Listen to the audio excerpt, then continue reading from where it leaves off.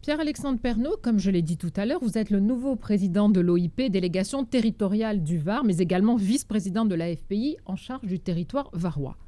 Que pouvez-vous nous dire sur ce premier trimestre 2020, sur l'ensemble du marché immobilier tout d'abord? On verra ensuite pour votre particularité. Eh bien, tout d'abord, bonjour. Ravi de se retrouver avec tous nos amis de l'OIP, naturellement. Pour répondre à votre question, et sans être très original, je dirais d'abord que la période est troublée. Je crois qu'il est inutile de nier cette évidence. L'avenir de l'acte de bâtir, puisque c'est ce qui nous intéresse, l'est tout autant, dans toutes ses filières, dans toutes ses composantes. Et on a un avenir qui s'inscrit en pointillé pour de nombreuses raisons.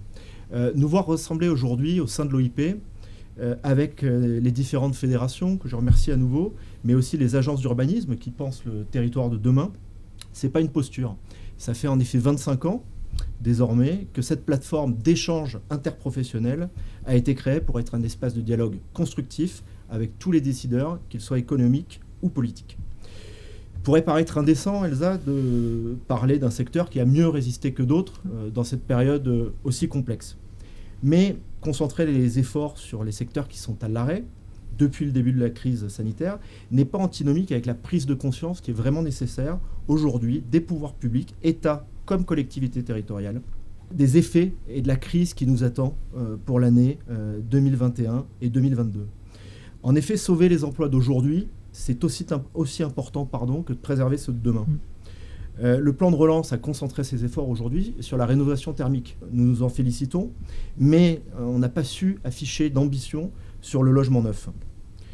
La société d'aujourd'hui impose, vous l'avez vu, une logique de sobriété, la réduction de l'empreinte carbone, la zéro artificialisation nette. Ce sont des enjeux que nous partageons. Toutefois, le logement qui pollue le moins, c'est celui que l'on ne construit pas.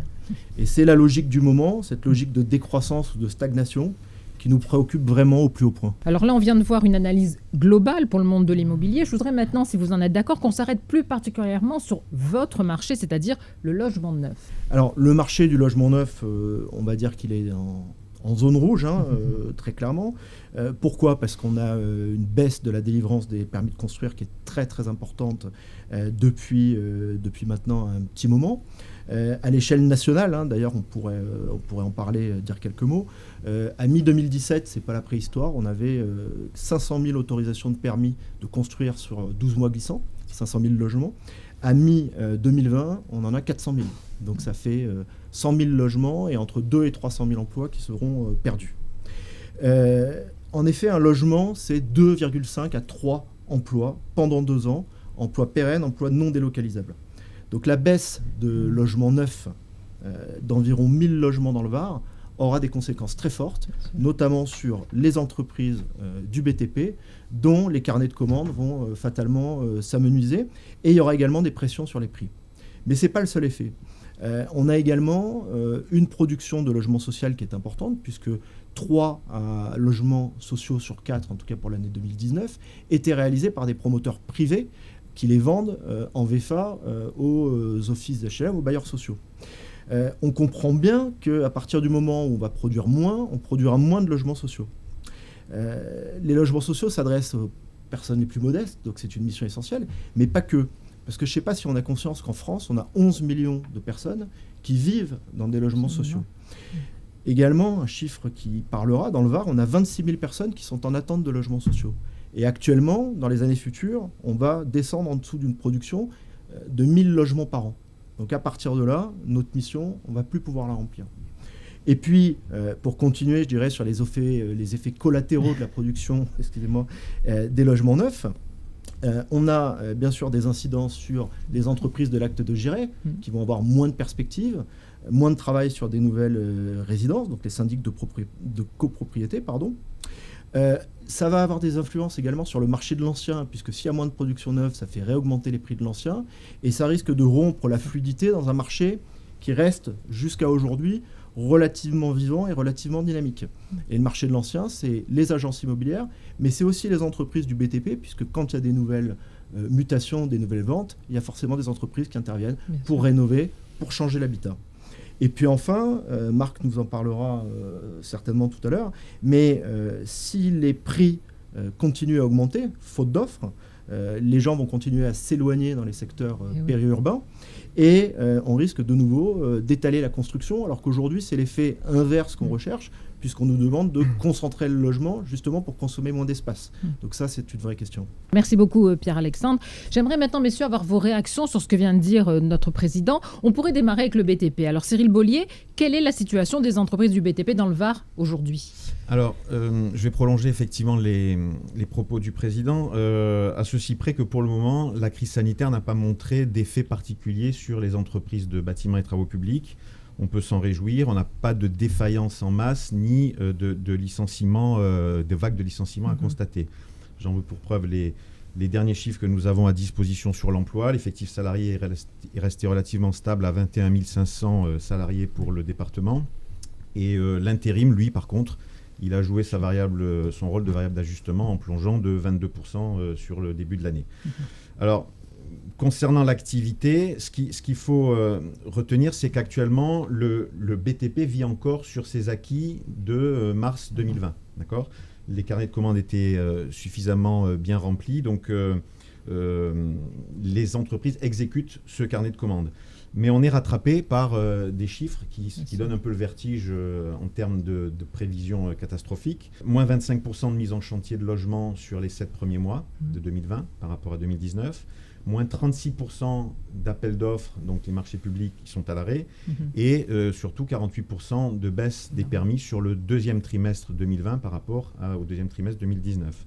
Donc, visiblement, quand on regarde les chiffres des permis de construire et des appels d'offres entre le confinement, les élections municipales, l'installation des exécutifs locaux et intercommunaux, cette parenthèse administrative a été très longue et on est en train de la payer. Visiblement, il n'y a pas eu de mesures suffisamment fortes qui ont été prises pour rattraper ce temps perdu et tôt ou tard, on va le payer. C'est-à-dire que le trou d'air dont on parle depuis très longtemps, il va arriver. Alors, on ne sait pas encore le mesurer, mais très certainement que 2021 risque d'être l'année de tous les dangers. En tout cas, c'est annonciateur de mauvaises activités. Donc, seule une mobilisation très forte aujourd'hui des collectivités autour notamment du plan de relance avec des projets structurants ambitieux et où le VAR doit prendre toute sa part, peuvent sauver la situation des entreprises.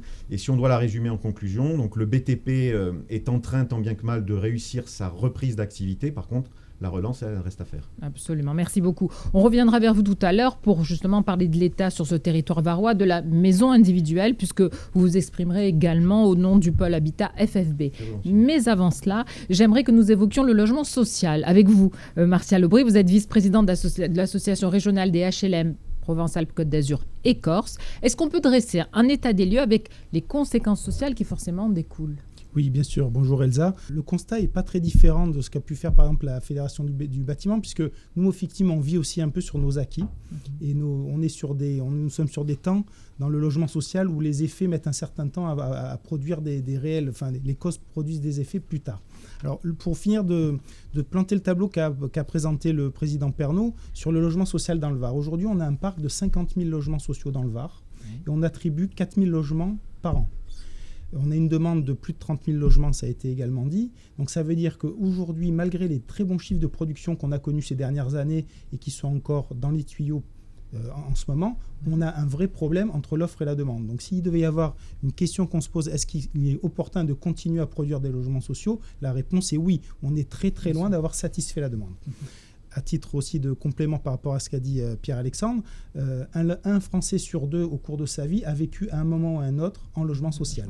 Donc ça, c'est quand même une donnée qu'on n'a pas souvent. Donc effectivement, nous ne logeons pas que les gens les plus pauvres. Bien sûr, c'est notre rôle, bien sûr, on doit le faire, mais nous logeons toutes les catégories de la population. Donc il y a besoin de continuer à produire. Comment est-ce qu'aujourd'hui on le fait ? On continue, je le disais, à vivre sur nos acquis. On produit un certain nombre de logements, on en livre plus que jamais en ce moment dans le Var, puisque tous ces efforts de programmation qui ont été faits ces 5 dernières années, aujourd'hui, c'est des choses qu'on livre. Donc, sur la livraison, je ne suis pas inquiet du tout. Les chantiers ont finalement plutôt été arrêtés peu de temps pendant le Covid. Donc, l'effet chantier, ça je peux dire, les entreprises ont été assez remarquables pour s'adapter dans la période sur le Covid pour ne pas nous laisser tomber. Elles ont repris très rapidement avec les bons protocoles. Je crois qu'il y a eu aussi un gros travail partenarial qui a été fait avec les fédérations là-dessus. Peu de défaillances aussi, donc c'est aussi bonne nouvelle, ça on l'a pu le constater. C'est l'effet des fameux amortisseurs sociaux aussi, des accompagnements qu'il y a eu de gouvernementaux, il faut le dire, donc qui a permis d'amortir cette première vague et de faire qu'aujourd'hui l'activité est bonne. Donc ça c'est quand même très encourageant. Après vous savez nous sommes une activité qui déposons nos projets de l'année en cours plutôt en fin d'année. Donc si on parle du premier semestre, on a très très peu de dossiers qui sont officiellement dans le tuyau. C'est même curieusement bas, mais ça c'est normal, ça se régule toujours pas maintenant. En fin d'année. Donc on a cet impact qui est très important sur qu'est-ce qui va se passer sur nos populations logées, parce que c'est quand même ça qui est important. L'impact sur l'impayé de loyer a été aussi pour l'instant maîtrisé par rapport au Covid. C'est important parce que les seules ressources des opérateurs sociaux, ce sont les loyers des locataires. Pour construire, nous avons quelques aides, mais par contre pour vivre et faire vivre nos bâtiments et les entretenir, nous n'avons plus aucune aide. Donc aujourd'hui, globalement, nos locataires ont pu continuer à payer leur loyer et c'est fondamental. On va le voir.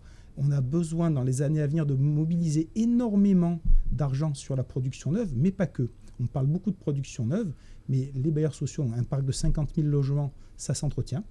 On va rentrer tous dans une phase où on a des obligations sur effectivement les rénovations thermiques et tout ce qui va avec. Et donc une partie aussi des ressources des bailleurs sociaux vont devoir être orientées sur s'occuper des locataires en place, on va dire, parce qu'il n'y a pas de raison que leur loyer ne serve qu'à produire des logements neufs.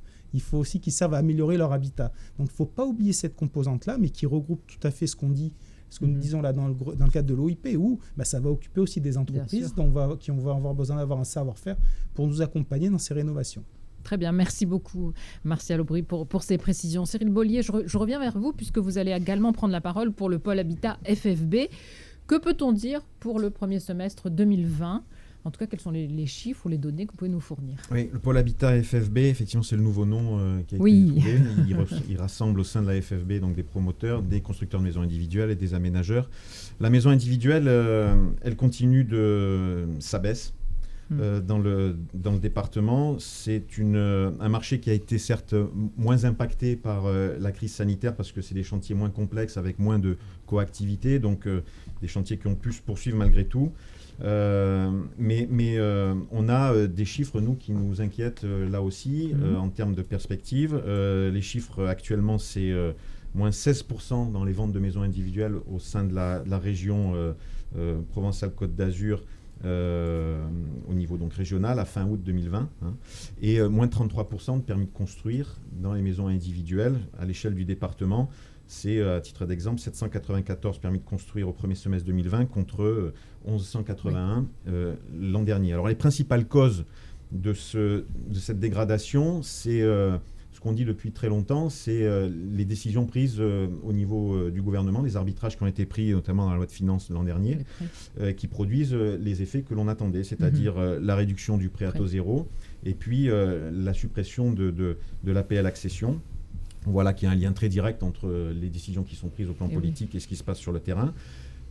Toujours, parmi les problèmes récurrents, c'est le prix du foncier. On a le record toute catégorie en France. On est bientôt plus cher que la région Île-de-France. Et donc ça, bien sûr que ça pénalise énormément la production de maisons individuelles. Et puis, se mêle maintenant de plus en plus, et ça c'est vrai, je crois, pour tous les segments de marché, c'est les questions de taux et d'accords de crédit par les banques. En plus de ça, pour faciliter les choses, il y a des recommandations plutôt restrictives du Haut Conseil de stabilité financière qui fait en sorte que les banques accordent des crédits de façon de plus en plus restreinte. Et même sur des investisseurs aujourd'hui, on a des restrictions qui commencent à peser aussi sur le marché. Donc beaucoup d'indicateurs qui montrent que le futur de la maison individuelle ne va pas s'améliorer de sitôt. Merci en tout cas pour ces précisions. Pierre-Alexandre Piernot, je reviens vers vous. On va évoquer l'ancien, on va évoquer les loyers. Cette fois-ci, donc, vous parlez au nom de l'AFNAIM. Qu'est-ce qu'on peut dire du marché ? Oui, merci Elsa. Donc, je vais effectivement dire quelques mots en lieu et place de David Garavagno, le président de l'AFNAIM Var, qui n'a pas pu être là aujourd'hui. Le marché de l'ancien, c'est un marché qui se porte, je dirais, correctement par rapport à la situation qu'on connaît.